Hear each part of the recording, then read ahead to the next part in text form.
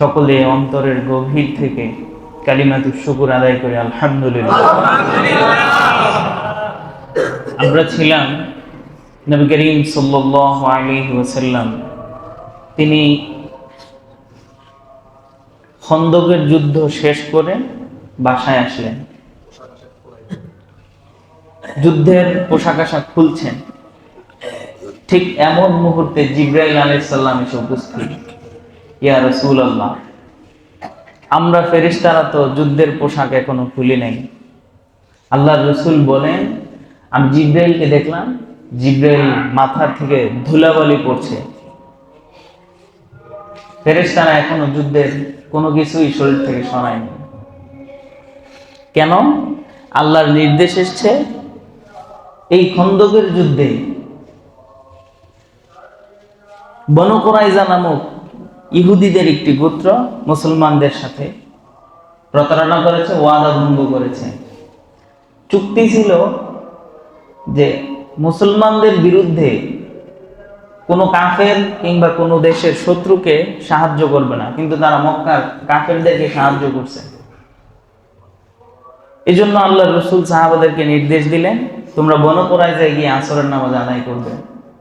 বলেছিলাম একদল সাহাবায়ে কেরাম তারা আসরের নামাজ আদায় করছে বনু কুরাইজায় গিয়ে, যদি আসরের ওয়াক্ত তখন শেষ, অথচ আসরের সময় হয়েছে রাস্তার মাঝখানে। এই জন্য আরেক দল সাহাবায়ে কেরাম রাস্তাতেই আসরের নামাজ আদায় করছে। দল হয়ে গেছে দুইটা। নবীর কাছে বললেন, ইয়া রাসূলুল্লাহ, আপনি বলেছিলেন আসরের নামাজ বনু কুরাইজায় গিয়ে আদায় করতে।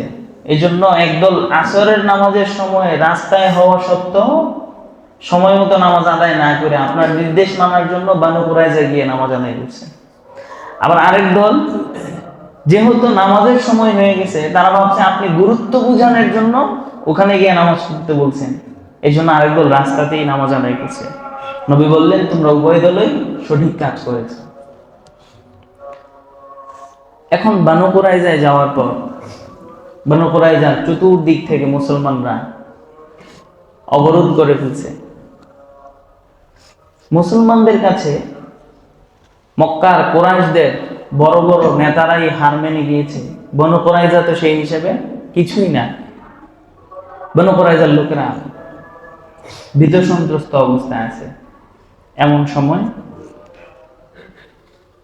তাদের কাছে নবীজি হযরত আবু লুবাবা রাদিয়াল্লাহু তাআলা আনহুকে পাঠালেন। আবু লুবাবা ছিলেন বনু কুরাইজাদেরই একজন, তবে সে ইসলাম ধর্ম গ্রহণ করেছিল। এখন তাদের ব্যাপারে মুসলমানদের সিদ্ধান্ত হয়েছিল তাদেরকে হত্যা করা হবে। আবু লুবাবা যখন বনু কুরাইজার লোকদের কাছে গেছে, নিজের গোত্রের লোকদের কাছে, তখন সে নিজের হাত দিয়ে গলায় এভাবে বুঝালো, ইশারা করছে এইভাবে, মানে তোমাদেরকে জবাই করে দেওয়া হবে। এখন আবু লুবাবা রাদিয়াল্লাহু আনহুর ভিতরে এই অনুশোচনা বোধ জাগ্রত হয়েছে যে আমি তো মুসলমানদের একটা গোপন জিনিস তাদের কাছে ফাঁস করে দিয়েছি, আমি অন্যায় করছি। তিনি বনু কুরাইজার নিজে গোত্রের লোকদের থেকে এসে আর নবীর কাছে যায় নাই, সরাসরি মসজিদে নববীর একটা পিলারে গিয়ে নিজের হাত বাইরে ফেলছে। কিতাবের মধ্যে লিখে তিনি 20 দিন পর্যন্ত নিজেকে মসজিদে নববীর পিলারের মধ্যে আটকে রাখছে। নামাজের সময় হইলে পিলার ছেড়ে নামাজ পড়তো, আবার পিলারে ধরে রাখতো। সাহাবায়ে কেরাম বলছে, এমন করছো কেন? যতক্ষণ না আল্লাহর রাসূল আমাকে আয়েশা ছুটাবেন ততক্ষণ পর্যন্ত আমি পিলার ছাড়বো না, আমি অন্যায় করে ফেলছি। তখন আসমান থেকে ওনার ক্ষমার ঘোষণা এসছে, আল্লাহ রাসূল ওনাকে ওখান থেকে বাঁধন মুক্ত করছে। সাহাবায়ে কেরাম অন্যায় করলে নিজে না এসেই নিজের অপরাধের স্বীকারোক্তি দিত। মায়েজা আসলামী রাদিয়াল্লাহু তাআলা আনহু আল্লাহ রাসূলের কাছে এসে বলতেছে, ইয়া রাসূলুল্লাহ, আমি জিনা করছি, আমার উপর ইসলামে বিচার করুন। রাসূল অন্যদিকে ফিরে গেছেন, তুমি কি পাগল হয়ে গেছো নাকি? তিনি আবার বলতেছেন, ইয়া রাসূলুল্লাহ, আমি জিনা করছি। রাসূল আবার অন্যদিকে ফিরে গেলেন। মায়েজা আসলামী বলতেছেন, ইয়া রাসূলুল্লাহ, আমি জিনা করছি, আমার উপর বিচার করুন। এভাবে কয়েকবার বলার পর আল্লাহ রসুল তার পরিবারের লোক পাঠিয়ে খোঁজ নিলেন যে আসলে মায়েজা আসলাম কি সুস্থ আছে কিনা, সে কি সুস্থ সজ্ঞানে এই কথা বলতেছে কিনা। কারণ ইসলামের বিচার হলো, যদি কোনো বিবাহিত পুরুষ জিনা করে তাহলে তাকে পাথর নিক্ষেপ করে হত্যা করা হবে।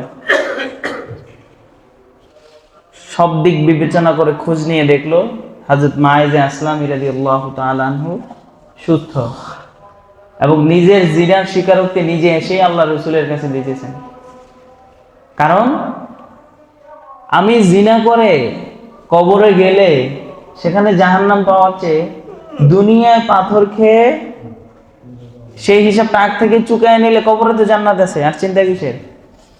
তারা আখিরাতটাকে দেখতো সরাসরি। তখন আল্লাহ রসুল সাল্লাল্লাহু আলাইহি সাল্লাম ওনাকে পাথর নিক্ষেপ করে রজম করে হত্যা করার নির্দেশ দিলেন। এভাবেই উনি শহীদ হয়ে গেলেন। একজন নারী আল্লাহ রসুলের কাছে আসছে, মায়েজা আসলামী যে নারীর সাথে জিনা করছে ওই নারীও রসুলের কাছে আসছে, এসে বলছে ইয়া রাসূলুল্লাহ আমি জিনা করছি। তো খোঁজ নিয়ে দেখলো যে সেও সুস্থ, সজ্ঞানে এই কথা বলতেছে। তো বলছে আচ্ছা জিনা করছো তুমি, তোমার পেটের বাচ্চা তো জিনা করে নাই, তাহলে তোমাকে যদি এখন মেরে ফেলি তোমার পেটে যে বাচ্চা চলে এসছে তার কি হবে? ঠিক আছে, তুমি বাচ্চা জন্মদানের পর আমার কাছে আইসো। মহিলা বলতেছেন ইয়া রাসূলুল্লাহ এত দেরি, এর আগে যদি আমি মারা যাই আমি তো জাহান্নামে যাব। বাচ্চা প্রসব হওয়ার পর দৌড়ে রসুলের কাছে আসছে, বলছে ইয়া রাসূলুল্লাহ আমার জিনার বিচারটা করেন, এখনই করে ফেলেন। বলছে এখন যদি তোমার জিনার বিচার করি বাচ্চার লালন পালন করবে কে, তাকে দুধ খাওয়াবে কে? তোমার বাচ্চা যদি অন্য খাবারে অভ্যস্ত হয়, দুধ ছাড়াইতে পারো, এরপরে আমার কাছে আইসো। মহিলা বাচ্চার হাতে একটা রুটি দিয়া নবীজির কাছে আসছে, মুখে বলে নাই যে ইয়া রাসূলুল্লাহ আমার বাচ্চা খাবার উপযুক্ত, দেখাইতেছে প্রমাণ, দেখেন আমার বাচ্চা খাবার খাওয়ার উপযুক্ত হয়েছে, রুটি খাইতেছে, আমার জিনার বিচার করেন। তখন ওই মহিলার জিনার বিচারের সময় হযরত খালিদ বিন ওয়ালিদ রাদিয়াল্লাহু আনহু একটা পাথর খুব জোরে নিক্ষেপ করলেন। পাথরটা ওই মহিলার মাথায় লেগে রক্ত এসে খালিদ বিন ওয়ালিদ রাদিয়াল্লাহু আনহুর গায়ে পড়ছে। উনি নাক সিটকালেন এবং একটু ঘৃণাবোধ করলেন। আল্লাহ রসুল খালিদ বিন ওয়ালিদ রাদিয়াল্লাহু আনহুর দিকে তাকিয়ে বললেন, খালিদ তুমি নাক সিটকাইলা, তুমি ঘৃণা করতেছো এই রক্তটা তোমার গায়ে লাগছে? আরে যদি এই মহিলা যে তওবাটা করছে তোমাদের পুরো মদিনাতে এই তওবা ভাগ করে দেই তাহলে সবাই জান্নাতে যেতে পারবে। মানে সাহাবায়ে কেরাম অপরাধ করলে দুনিয়াতে শাস্তি পেয়ে আখিরাতে স্বচ্ছভাবে যাওয়ার চেষ্টা করতেন।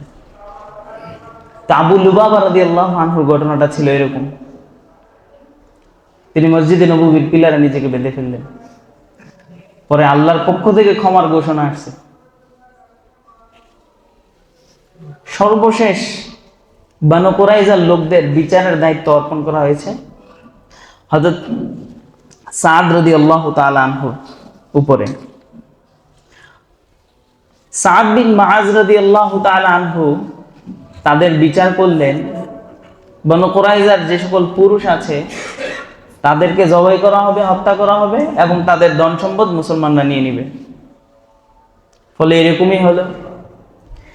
বনু কুরাইজার এই ঘটনায় ঐতিহাসিকগণ লিখেন, তাদেরকে যদি এই শাস্তি দেওয়া না হইতো তাহলে মদিনায় মুসলমানরা ভবিষ্যতে আরো বড় বড় বিপদের সম্মুখীন হতে হতো। কারণ নিজেদের সাথে মৈত্রীপূর্ণ সম্পর্ক, বন্ধুত্বপূর্ণ সম্পর্ক রেখে ক্ষতি করাটা এটা বড় ধরনের সমস্যা। এই জন্য মদিনায় আর মুসলমানদের কোনো দুশমন যাতে না থাকে, এই জন্য তাদেরকে চিরতরে শেষ করে দিল।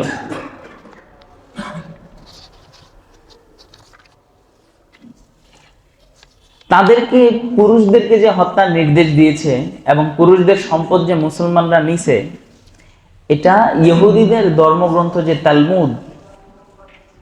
তালমুদে এটা ওখানে লিপিবদ্ধ ছিল। তাওরাতের একটা ভার্সন হচ্ছে আর কি তালমুদ। তো তাওরাত কিতাব অনুযায়ী তাদের বিচার কার্য ফায়সালা করা হয়েছে।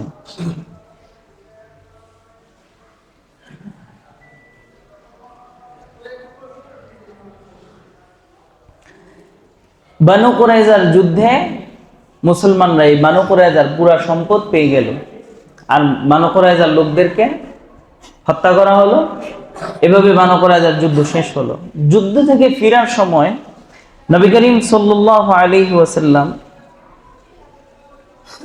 বনু হানিফ গোত্রের সর্দার সুমামা ইবনে আসলামকে মুসলমানদের একটা বাহিনী বনু হানিফ গোত্রে অভিযানে যায়। বনু হানিফ গোত্র অভিযানে যাওয়ার পর সুমামা ইবনে আসলাম নামের এক সর্দার বনু হানিফ গোত্রের, তাকে মুসলমানরা ধইরা রাসূল সাল্লাল্লাহু আলাইহি সাল্লামের কাছে নিয়ে আসছে। আইনা মসজিদের পাশে, মসজিদে নববীর পাশে ওনাকে বেঁধে রাখছে। সুমামা ইবনে আসলাম বনু হানিফ গোত্রের সর্দার, তাকে যখন বেঁধে রাখলো, আল্লাহ রাসূল সাল্লাল্লাহু আলাইহি সাল্লাম ওই পথ দিয়ে যাচ্ছিলেন। সে আল্লাহ রাসূলের দিকে এমন ভাবে তাকালেন যেন কিছু বলতে চাচ্ছেন। নবী করিম সাল্লাল্লাহু আলাইহি ওয়াসাল্লাম সুমামা ইবনে আসলাম রাদিয়াল্লাহু আনহুকে বললেন, তুমি কি কিছু বলতে চাও আমাকে? তুমি কি আমাকে কিছু বলতে চাও? আমার ব্যাপারে কি তোমার কোনো প্রশ্ন আছে? তখন সুমামা বলল, হে আল্লাহর রাসূল, যদি আপনি আমাকে হত্যা করেন তাহলে এমন একজনকে হত্যা করবেন যিনি একজন উচ্চপদস্থ ব্যক্তি, যার ঘাড়ে রক্ত আছে, যিনি একটা গোত্রের সম্ভ্রান্ত লোক। আর যদি আপনি আমাকে ক্ষমা করে দেন, আমার সাথে উত্তম আচরণ করেন, তাহলে আপনি এর বিনিময়ে উত্তম কিছুই পাবেন। আর যদি আপনি আমার কাছ থেকে ধন দৌলত অর্থ সম্পদ কিছু চান, তাহলে আপনি যা চাইবেন আমি সেটাই দিতে প্রস্তুত। নবীকে কয়টা জিনিস নবীকে সে অপশন দিলেন? তিনটা। এক নাম্বার, যদি আপনি হত্যা করেন তাহলে একটা সম্ভ্রান্ত মানুষকে হত্যা করলেন। আর যদি আপনি ক্ষমা করে দেন তাহলে ক্ষমার প্রতিদানে আপনি আমার থেকে ভালো এবং উত্তম আচরণ পাবেন। আর যদি আপনি আমার কাছ থেকে ধন সম্পদ চান, এর বিনিময়ে ক্ষমা করবেন, তাহলে আপনি যা চান আমি তাই দিতে রাজি আছি। নবীজি তার এই কথা শুনে চলে গেলেন। দ্বিতীয়বার এই পথ দিয়েই যখন আবার যাচ্ছিলেন নবীজি, সুমামাকে বললেন, সুমামা তুমি কি কিছু বলতে চাও? সুমামা আবারও পূর্বের নেই যে তিনটা প্রস্তাব আল্লাহ রসুলকে করেছিল, সেই তিনটি প্রস্তাব আবার রসুলকে করলেন। নবীজি এবারও চলে গেলেন। তৃতীয়বার আবার নবীজি এই পথে যাচ্ছিলেন, সুমামাকে দেখে বুঝলেন সুমামা কিছু বলতে চাচ্ছে। নবীজি বললেন, সুমামা কি বলতে চাও? সুমামা পূর্বের নেই সেই তিনটি কথা আবার বললেন। আল্লাহ রসুল সাল্লাল্লাহু আলাইহি ওয়াসাল্লাম সুমামাকে নিঃস্বার্থ মুক্তি দিয়ে দিলেন, চলে যাও, চলে যাও। নবী করিম সাল্লাল্লাহু আলাইহি সাল্লামের এই উদারতা আর এই ক্ষমা সুন্দর ব্যবহার দেখে সুমামা কিছুক্ষণ পর ঘুরে এসে আল্লাহ রসুলের কাছে বললেন, ইয়া রাসূলুল্লাহ, আমাকে ইসলাম শিখায় দেন, আমাকে কালিমা পড়ায় দেন। নবী করিম সাল্লাল্লাহু আলাইহি ওয়াসাল্লাম সুমামা ইবনে আসলাম রাদিয়াল্লাহু আনহুকে কালিমা পড়ালেন, মুসলমান হয়ে গেলেন। এখন তিনি বলছেন, ইয়া রাসূলুল্লাহ, কালিমা পড়ার আগে এই পৃথিবীতে সবচেয়ে নিকৃষ্ট মানুষটা ছিলেন আমার কাছে আপনি, আর কালিমা পড়ার পরে এই পৃথিবীর সবচেয়ে সুন্দর চমৎকার শ্রেষ্ঠ মানুষটি এখন আপনি। কালিমা পড়ার আগে এই পৃথিবীর সবচেয়ে নিকৃষ্ট ধর্ম ছিল আপনার ধর্ম, কালিমা পড়ার পরে এখন আমার কাছে এই পৃথিবীর সবচেয়ে উৎকৃষ্ট ধর্ম মনে হচ্ছে আপনার ধর্ম। ইসলাম ধর্ম গ্রহণের পর তিনি মক্কায় গেলেন। যেহেতু বনু হানিফ গোত্রের সর্দার, উচ্চপদস্থ ব্যক্তি, মক্কায় মানুষের খাবার দাবারের রসদপত্র আছে বনু হানিফ গোত্র থেকে। সে মক্কায় যাওয়ার পর বলল, আহারে নিকৃষ্ট মানুষ, তুমি মুহাম্মদের ধর্মে বিশ্বাসী হয়েছো, মুহাম্মদের ধর্ম গ্রহণ করেছো, তুমি তো নিকৃষ্ট মানুষ হয়ে গেছো। সে বলল, না, আল্লাহর কসম, আমি সর্বোৎকৃষ্ট ধর্ম গ্রহণ করেছি, আমি সর্বশ্রেষ্ঠ মানুষ হয়েছি।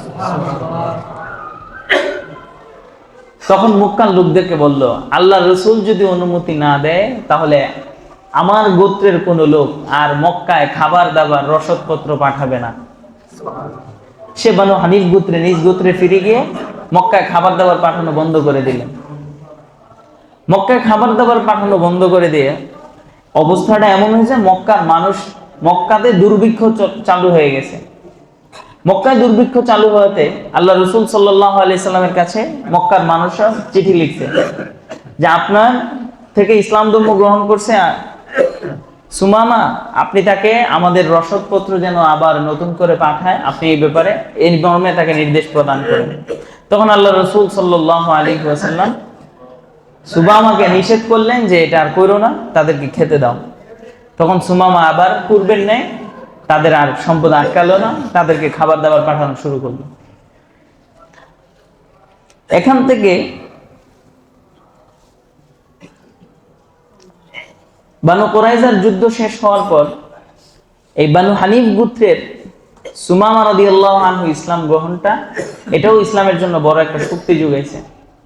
এরপরে মুসলমানরা অভিযানে যায় বানুল মুস্তালিক। ৬ষ্ঠ হিজরিতে বানুল মুস্তালিক গজওয়ায়ে বানুল মুস্তালিকে ঘটেছে ইসলামের একটি ঐতিহাসিক ঘটনা। সেখানে সে যুদ্ধে মুসলমানদের সাথে মুনাফিকদের সর্দার আব্দুল্লাহ ইবনে উবাই ইবনে সালুল সে যুদ্ধে অংশগ্রহণ করছে। মুসলমানরা এই যুদ্ধে, সংক্ষেপে বলতেছি, মুসলমানরা এই যুদ্ধে এক পর্যায়ে বিজয় লাভ করছে।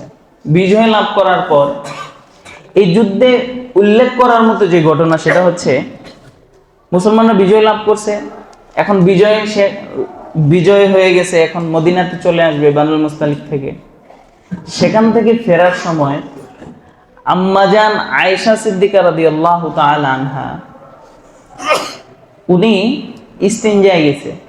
ইস্তেঞ্জায় যাওয়ার পর ওনার একটি গলার হার নেহানায় ফেলছে।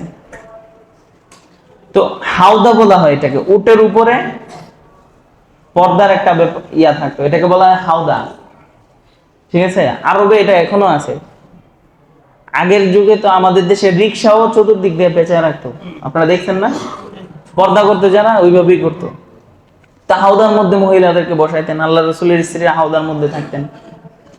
এখন ওই উটের যিনি চালক ছিলেন যারা, তো তারা তো ভাবছে আম্মাজান আয়েশা সিদ্দিকা উটের ভিতরে।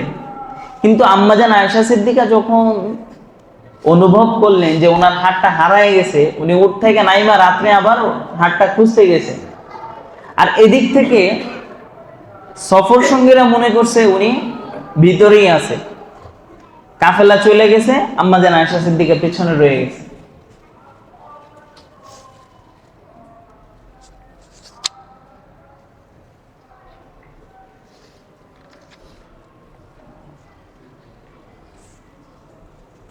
সাফওয়ান ইবনে মুআত্তাল রাদিয়াল্লাহু তাআলা আনহু সকল কাফেলা চলে যাওয়ার পর, গাজওয়ায়ে বানুল মুস্তালিক থেকে সব কাফেলা চলে গেছে, এখন এখানে আছে কি? শুধু একজন একা, আম্মাজান আয়েশা সিদ্দিকা রাদিয়াল্লাহু আনহা। তো উনি মরুভূমির মধ্যেই রাস্তায় পড়ে রয়েছে, এখন যাবে কোথায়? তো পেছনে কোনো কারণে হযরত সাফওয়ান ইবনে মুআত্তাল রাদিয়াল্লাহু তাআলা পেছনে রয়ে গেলেন। তো উনি উট নিয়ে এসে দেখছেন যে আম্মাজান আয়েশা সিদ্দিকা এখানে শুয়ে আছেন। বুঝতে পারলেন যে কোনো সমস্যা হয়েছে, হয়তো যেতে পারে নাই, আটকে গেছে। তখন সাফওয়ান ইবনে মুআত্তাল রাদিয়াল্লাহু তাআলা আনহুর যে উট, এই উটটা উনি আম্মাজান আয়েশা সিদ্দিকাকে দিয়ে দিলেন। আম্মাজান আয়েশা সিদ্দিকা ওই উটে আরোহণ করলেন, তারপর এই উট দিয়ে কাফেলার সাথে গিয়ে যুক্ত হয়েছে এক পর্যায়ে। এর মাঝখানে বললাম মুনাফিকদের সর্দার আব্দুল্লাহ ইবনে উবাই ইবনে সালুল সহ তার আর অন্যান্য মুনাফিক সহযোগী যারা, তাদের মাধ্যমে খবর রটায় দিছে সাফওয়ান ইবনে মুআত্তাল নাউজুবিল্লাহি মিন যালিক উনি এবং আম্মাজান আয়েশা সিদ্দিকা অপকর্মে লিপ্ত হয়েছে। এটাকে বলা হয় ইফকের ঘটনা। কত বিশাল একটা ব্যাপার দাঁড়াইছে দেখেন। আম্মাজান আয়েশা সিদ্দিকা হচ্ছে মুমিনদের মা। তো ওনার বয়স তখন 16 কিংবা 17 এরকম, আরো কম, 13, 14, 15 এর মাঝামাঝি। কারণ নবী করিম সাল্লাল্লাহু আলাইহি সাল্লাম যখন ইন্তেকাল করছে তখন আম্মাজান আয়েশা সিদ্দিকার বয়স ছিল মাত্র 18 বছর। তো এটা হচ্ছে ষষ্ঠ ষষ্ঠ হিজরির ঘটনা। তো ষষ্ঠ হিজরিতে গাজওয়ায়ে বানুল মুস্তালিক থেকে ফিরে আসার সময় এই অপবাদ পুরা মদিনাতে ছড়াইয়া দিয়েছে মুনাফিকরা, যে আম্মা জান আয়েশা সিদ্দিকা এই ধরনের কাজ করছে। নবী করিম সাল্লাল্লাহু আলাইহি সাল্লামের অনেক সাহাবী মুনাফিকদের এই কথায় ভুল বুঝছে, কেউ বিশ্বাস করে কেউ বিশ্বাস করে না। আবার হযরত আলী রাদিয়াল্লাহু আনহুকে প্রশ্ন করছে এই ব্যাপারে, যে আলী আপনি কি বলেন? নারী মানুষ হইলেও তো হইতে পারে, বলা তো যায় না। মানে ব্যাপারটা এরকম ভাবে মুনাফিকরা ছড়াইছে। আম্মা জান আয়েশা সিদ্দিকা উনি রাসূলের সংসার ছেড়ে নিজ বাড়িতে চলে গেছে বাবার কাছে। যতক্ষণ না পর্যন্ত আম্মা জান আয়েশা সিদ্দিকা বলছেন, যতক্ষণ না পর্যন্ত এই ব্যাপারে সরাসরি আসমান থেকে কোনো ফয়সালা আসবে ততক্ষণ পর্যন্ত আমি আমার সংসারে যাব। এই ব্যাপারে একটা স্পষ্ট, কারণ আমি তো নির্দোষ, আর যেহেতু আমি নির্দোষ অবশ্যই কোনো না কোনো ফয়সালা আল্লাহর তরফ থেকে আসবে। এই অপেক্ষায় রইলেন। অপরদিকে মুনাফিকরা তারা তাদের মতো করে যেভাবে অপবাদ ছড়াচ্ছে, আল্লাহ রাসূল এই ব্যাপারে চুপ, কিছু বলতেছেন না। কারণ মানুষদের মাঝে একটা ঘটনা ছড়ায় গেলে তখন নিজ থেকে আগ বাড়ায় কিছু বললে ওটাকে আরো সমস্যা মনে করে। চোর যদি বলে আমি চুরি করি নাই, মানুষ তারা আর দুইটা পিঠা বেশি দেয়। সব চোরেরাই কয় আমি চুরি করি নাই। মানে এখন অবস্থা এরকম পর্যায়ে দাঁড়াইছে। তো আম্মা জান আয়েশা সিদ্দিকা ভাবছে হয়তো নবীর কাছে কোনো আল্লাহ পাক স্বপ্নের মাধ্যমে অথবা কোনোভাবে নবীকে শোনায় দিবেন বা বুঝায় দিবেন বা জানায় দিবেন যে আম্মা জান আয়েশা সিদ্দিকা নির্দোষ। কিন্তু আম্মা জান আয়েশা সিদ্দিকা অবাক হয়ে গেলেন যখন কোরআনুল কারীমে এই মর্মে সরাসরি আয়াত নাজিল করে দিলেন আল্লাহ। তিনি কল্পনাও করতে পারেন না যে তার এই বিষয়টা নিয়ে আল্লাহ পাক একটা আয়াত নাজিল করবে এবং কিয়ামত পর্যন্ত এটা কোরআনে থাকবে, মানুষ এটা তিলাওয়াত করবে। আল্লাহ পাক আয়াত নাজিল করলেন, ইন্নাল্লাযীনা জাউ বিল ইফক উসবাতুম মিনকুম লা তাহসাবুহু শাররুল লাকুম। যারা মিথ্যা অপবাদ রটাইছে তারা তোমাদেরই একটি দল। তখন নবীজি বুঝতে পারলেন এটা মুনাফিকদের কাজ। দেখেন নবী করিম সাল্লাল্লাহু আলাইহি সাল্লাম জানতেন যে কে মুনাফিক, কিন্তু কখনো সাহাবাদের সামনে এটা প্রকাশ করে নাই।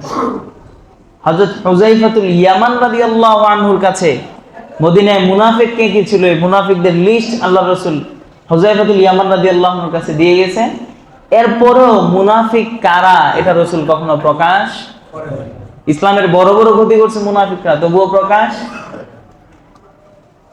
নবী এভাবেই মানুষের দোষ গোপন রেখেছেন। কিন্তু আমরা হলে কি করতাম? এজন্য এই একটা জায়গা থেকে আমাদের সবচেয়ে বড় শিক্ষা হলো যে মুনাফিকরা ইসলামের এত বড় বড় ক্ষতি করা সত্ত্বেও আল্লাহ রাসূল তাদেরকে গোপন রাখছেন, তাদের দোষ ত্রুটি চাপায় রাখছেন। এমনকি আব্দুল্লাহ ইবনে উবাই ইবনে সালুল যখন ইন্তেকাল করছে, আল্লাহ রাসূল সাল্লাল্লাহু আলাইহি সাল্লাম ওনার ছেলে আছে এসে বলতেছে, ইয়া রাসূলুল্লাহ আমার বাবা ইন্তেকাল করছে, আপনি জানাজা পড়াবেন, আর আপনার একটা কাপড় দিয়ে ওনাকে দাফন করতে বলছে। মুনাফিকদের সর্দার তাকে দাফন দিয়েছে নবীজির চাদর দিয়া, গায়ে নবীর ব্যবহার করা চাদর দিয়ে ওনাকে দাফন দিল, নবী নিজে জানাজা পড়াইলেন। তখন আল্লাহ পাক রব্বুল আলামিন কোরআনে আয়াত নাযিল করছে এই ব্যাপারে। নবীজি বলছে, যদি আমি জানতাম যে 70 বার কিংবা 100 বার কারো জন্য দোয়া করলে, আমি দোয়া করলে ক্ষমা হয়ে যাবে, তাহলে আমি মুনাফিকদের সর্দার আব্দুল্লাহ ইবনে উবাই ইবনে সালুলের জন্য 70 না 100 বার আমি তার জন্য তওবা করব। কিন্তু 100 বার তওবা করলেও কোনো কাজ হবে না। তারা ইসলামের যে বড় বড় ক্ষতি করছে, আর ইসলামের দুশমন শত্রু কাফেররাও এত ক্ষতি করে নাই। নবীর স্ত্রীদেরকে পর্যন্ত জিনাকার বানায় দিয়েছে। এই ছিল গাজওয়ে বানুল মুস্তালিকের সংক্ষিপ্ত ঘটনা। তারপরেই আসে ইসলামের এক মহান বিজয়, ইন্না ফাতাহনা লাকা ফাতহাম মুবিনা। মক্কা থেকে মক্কার জুলুম নির্যাতন এক পর্যায়ে নবীজিকে হত্যা করে ফেলবে, ওই পরিস্থিতি থেকে উনি সব কিছু ত্যাগ করে, সব কিছু ছেড়ে, মাতৃভূমি ছেড়ে চলে আসেন কোথায়? মদিনায়। আবার সেই মক্কাতেই উনি বিজয়ের বেশে ফিরবেন। এটাকে বলা হয় ফাতহে মক্কা। তো ষষ্ঠ হিজরিতে ছিল হুদাইবিয়ার সন্ধি। নবী করিম সাল্লাল্লাহু আলাইহি ওয়াসাল্লাম এক রাতে স্বপ্নে দেখলেন যে তিনি হজ উমরা করতেছেন এবং তিনি মক্কায় কাবা শরীফ জিয়ারত করতেছেন। এই স্বপ্ন দেখার পর সাহাবায়ে কেরামকে ডাকলেন।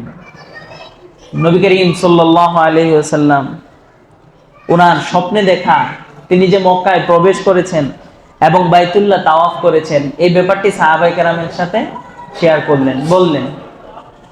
সাহাবায়ে কেরাম তো আনন্দের আতিশয্যে বাগবা, প্রত্যেকেই খুব খুশি। কারণ তাদের কল্পনাতেও ছিল না তারা যে মক্কা ছেড়ে চলে আসছে, আবার মক্কায় গিয়ে কখনো হজ করতে পারবে, আবার মক্কায় সে কাবা গৃহের পাশে। কারণ আগেই বলেছি মক্কার মানুষ তারা সবচেয়ে বেশি ভালোবাসতো কাবা শরীফকে, তো সেটা তো তারা ছেড়ে দিয়ে আসতে হয়েছে বাধ্য হইয়া। তো নবী যেহেতু স্বপ্নে দেখছে, তাহলে এটা নবী স্বপ্নে দেখছে, অবশ্যই সাহাবায়ে কেরামের এটা সফল হবে। কারণ স্বপ্নে দেখছে কে? আল্লাহ রাসূল। উনি সাহাবায়ে কেরামদের একটি জামাত নিয়ে প্রায় 3000-এর মতো সাহাবা, বলেছিলাম এই 3000-এর মতো সাহাবাকে সঙ্গে নিয়ে তিনি উমরা পালনের উদ্দেশ্যে ইহরাম বেঁধে রওনা করলেন মক্কার দিকে। মক্কায় রওনা করার পর নবী করিম সাল্লাল্লাহু আলাইহি সাল্লামকে মক্কায় প্রবেশ করতে কোনোভাবেই মক্কার কাফেররা দিবে না। এদিকে নতুন করে যুদ্ধ করার ইচ্ছা কারোই নাই। মুসলমানরা তো অস্ত্র কোনো কিছুই নিয়ে যায় নাই, শুধু সাদা কাপড় ইহরাম অবস্থায় নিজেরা যে প্রাণীটা জবে করবে সেখানে হাদি হিসাবে সেটা নিয়ে গেছে, এবং কোনো ধরনের অস্ত্র নিজেদের সাথে নেই। তারাও অপরদিকে মুসলমানদেরকে প্রবেশ করতে দিচ্ছে না। হুদাইবিয়া নামক জায়গায় মুসলমানরা অবস্থান গাড়ছে, তাঁবু গাড়ছে। হুদাইবিয়া নামক জায়গায় আসার পর মুসলমানদের থেকে আল্লাহ রসুল চাইলেন মুসলমানদের থেকে লোক পাঠায় তাদের সাথে একটা সন্ধি চুক্তিতে আবদ্ধ হই, দেখি তারা কি বলে। আবার অপর দিক থেকে তাদের পক্ষ থেকেও বিভিন্ন দূত, বার্তা বাহক, প্রেরক, এই ধরনের লোকেরা আসতেছে। তো আল্লাহ রসুল সাল্লাল্লাহু আলাইহি ওয়াসাল্লাম চাইলেন হযরত ওমর রাদিয়াল্লাহু আনহুকে পাঠাবেন, কিন্তু হযরত ওমর রাদিয়াল্লাহু আনহুর বংশধর বা এই ধরনের কেউ মক্কায় বাকি নাই। এই জন্য হযরত ওমর রাদিয়াল্লাহু আনহু বললেন, ইয়া রাসূলুল্লাহ, আমাকে না পাঠিয়ে উসমানকে পাঠান। তিনি যদি সেখানে যান তাহলে উসমান রাদিয়াল্লাহু আনহুর মক্কাতে একটা আলাদা সম্মান আছে, ধনী মানুষ, সবাই একটু কদর করে চলে। তখন ওমর রাদিয়াল্লাহু আনহুর পরামর্শে আল্লাহ রাসূল সাল্লাল্লাহু আলাইহি সাল্লাম হযরত ওসমান রাদিয়াল্লাহু আনহুকে পাঠালেন মক্কায়, মক্কার লোকদের সাথে কথা বলার জন্য, মক্কার সর্দারদের সাথে কথা বলার জন্য। আবু সুফিয়ানের সাথে গিয়ে তিনি কথা বললেন। এদিক দিয়ে হুদাইবিয়া নামক জায়গায় সকল সাহাবায়ে কেরাম, তাদের কাছে সংবাদ আসছে যে উসমান রাদিয়াল্লাহু আনহু ওখানে যাওয়ার পরপরই উসমান রাদিয়াল্লাহু আনহুকে তারা শহীদ করে ফেলছে। এই খবর যখন আল্লাহর রাসূল শুনলেন, সব সাহাবায়ে কেরাম নবীর কাছে এসে জড়ো হলেন। কি হলো? তারা আমাদের ভাইকে কেন হত্যা করলো?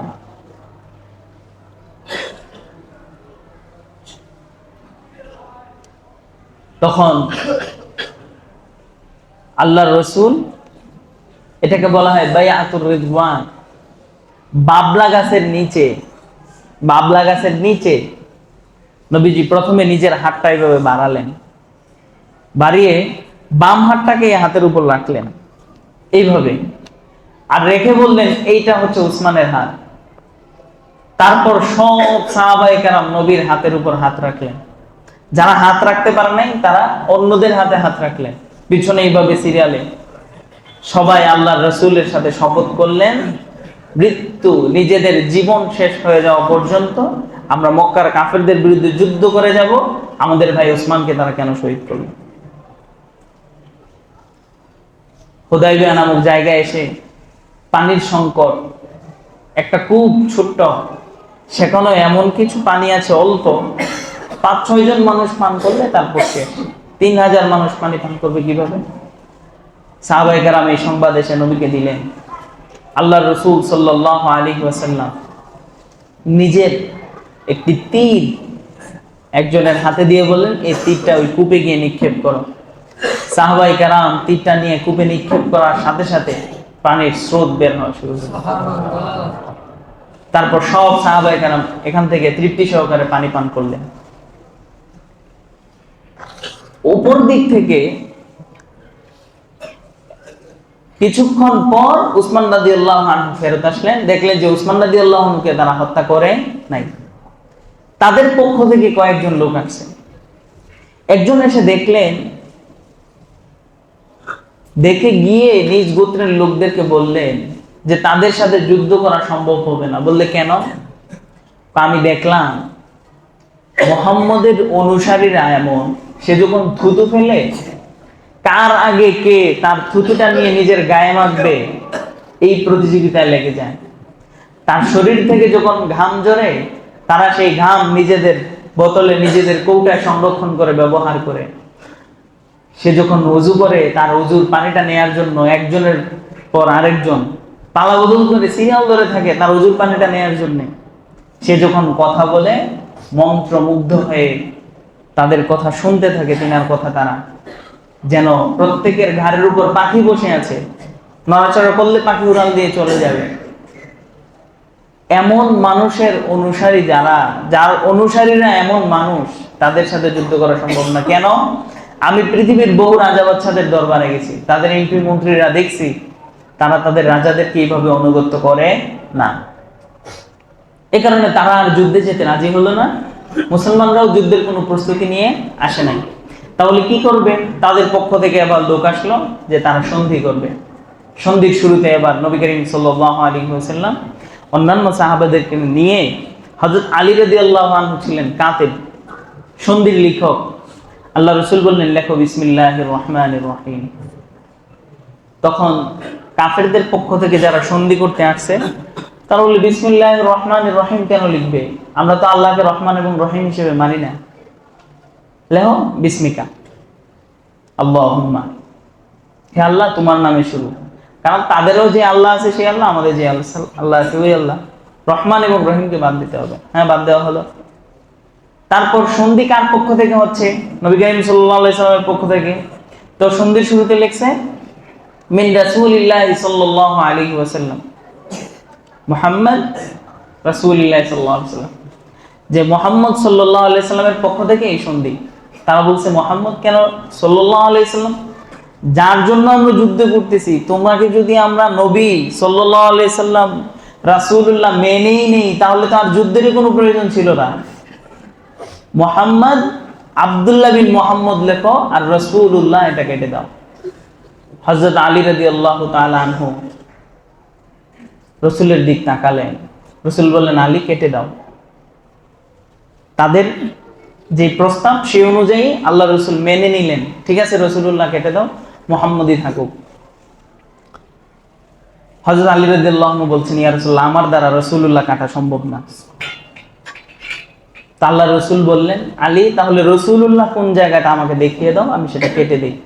আগেই বলেছিলাম প্রাতিষ্ঠানিক কোন শিক্ষা, আক্ষরিক জ্ঞান আল্লাহ পাক ইচ্ছা করেই নবীজিকে দান করেন নাই, নাইলে তারা অপবাদ দিবে যে তার আক্ষরিক জ্ঞান আছে, সে তার জ্ঞানের মাধ্যমে কোরআন নিজে বানাইছে, আল্লাহর পক্ষ থেকে আসে নাই। এজন্য কোরআন যে আল্লাহর পক্ষ থেকে মুজিজা, কোরআন যে আল্লাহর পক্ষ থেকে মুজিজা, এটা বোঝানোর জন্য নবীজিকে আল্লাহ আক্ষরিক কোনো জ্ঞানই দুনিয়াবি আক্ষরিক জ্ঞান দেন নাই, যেন কোনো মানুষের ভিতরে এটা সন্দেহ তৈরি না হয়। তো আল্লাহ রসুলকে দেখিয়ে দিলেন যে রাসূলুল্লাহ হচ্ছে এই জায়গাটা, তখন নবী নিজেরটা নিজেই কেটে দিলেন। এটা ছিল দ্বিতীয় চুক্তি। তারপর চুক্তি হলো, প্রথমেই হুদায়বিয়া সন্ধির মধ্যে যতগুলো চুক্তি হয়েছে প্রত্যেকটা চুক্তি ছিল মুসলমানদের বিরুদ্ধে, কাফেরদের পক্ষে। যদি মক্কা থেকে কোনো মুসলমান অথবা কাফের যেই মদিনায় ফেরত যায় তাহলে তাকে মদিনায় রাখতে পারবেন না, তাকে আমাদের লোক হিসেবে আমাদের কাছেই ফেরত দিতে হবে। আর যদি মদিনার কোনো লোক মক্কায় যায় তাহলে সে মক্কায় নিরাপদে থাকতে পারবে, তাকে আপনার নেয়ার অধিকার থাকবে না। সাহাবায়ে কেরাম তো মেজাজ গরম, এইটা আবার কেমন চুক্তি? আপনাদের গুলো আমাদের কাছে আসলে ফেরত দিতে হবে, আমাদেরকে আপনাদের কাছে গেলে থাকবে, এটা আবার কোন ধরনের কথা? রাসূল মেনে নিলেন। তারপর চুক্তি হলো 10 বছর উভয় দলের মধ্যে কোনো যুদ্ধ হবে না, সমঝোতা চুক্তি। এভাবে চুক্তি হতে হতে হযরত জান্দাল রাদিয়াল্লাহু তাআলা আনহু তখন মক্কায় বন্দী। তো তিনি চাচ্ছেন মদিনায় চলে আসতে, কিন্তু চুক্তির মধ্যে যেই স্বাক্ষরিত হয়েছে চুক্তি অনুযায়ী সে মক্কা ছেড়ে আসতে পারবে না, কারণ চুক্তি হয়ে গেছে। সে আল্লাহ রসুলের কাছে বলছেন, ইয়া রাসূলুল্লাহ আমাকে রেখে দেন, বলছে না।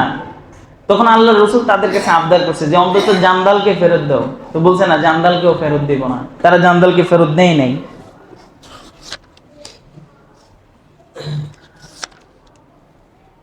তো এই জুমায় তো সময় শেষ, ইনশাল্লাহ হুদায়বিয়ার সন্ধির আরো কয়েকটা অংশ বাকি আছে। আগামী জুমায় ইনশাল্লাহ খুব দ্রুতই শেষ করে দেওয়ার চেষ্টা করব। দোয়া করবেন যেন খুব দ্রুত শেষ করতে পারি ইনশাল্লাহ। ওয়া আখিরু দাওয়ানা আলহামদুলিল্লাহি রাব্বিল আলামিন।